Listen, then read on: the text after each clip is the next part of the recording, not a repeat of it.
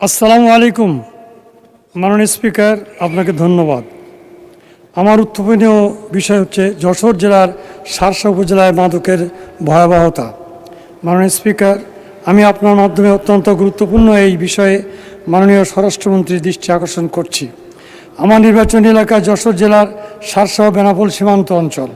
উপজেলার 11টি ইউনিয়নের 7টি ইউনিয়নব্যাপী বর্ডার। এটি দেশের অন্যতম প্রধান বাণিজ্যিক রুট হলেও বর্তমানে এটি মাদক চোরাচালানের একটি অন্যতম প্রধান ট্রানজিট পয়েন্টে পরিণত হয়েছে। এলাকার বিভিন্ন সীমান্ত পথ দিয়ে প্রতিনিয়ত ইয়াবা, ফেন্সিডিল, হেরোইন সহ আধুনিক বিভিন্ন মারাত্মক মাদকদ্রব্য দেশে প্রবেশ করছে। মাননীয় স্পিকার, স্থানীয় পর্যায়ে মাদক বেচাকেনা ও সেবনের হার আশঙ্কাজনক বৃদ্ধি পেয়েছে। পাশাপাশি কিশোর গ্যাংয়ের উপদ্রব, চুরি, ছিনতাই, ধর্ষণ এবং পারিবারিক সহিংসতা বৃদ্ধি পেয়েছে। ঘরে ঘরে পিতামাতারা তাদের সন্তানকে নিয়ে চরম উৎকণ্ঠার মধ্যে দিন কাটাচ্ছে। এই উপজেলার এমন কোনো গ্রাম নাই যে গ্রামে রাত্রে ছেলেমেয়েরা এই কাজ করে না।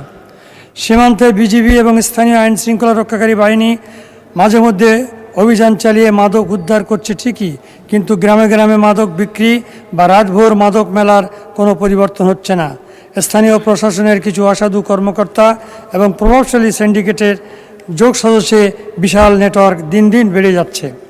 মাননীয় স্পিকার, এই ভয়াবহ পরিস্থিতি থেকে আমাদের যুব সমাজ ও সীমান্ত অঞ্চলের মানুষকে রক্ষা করতে আমি আপনার মাধ্যমে মাননীয় স্বরাষ্ট্রমন্ত্রীর কাছে কয়েকটি কার্যকরী পদক্ষেপ গ্রহণের জোর দাবি জানাচ্ছি।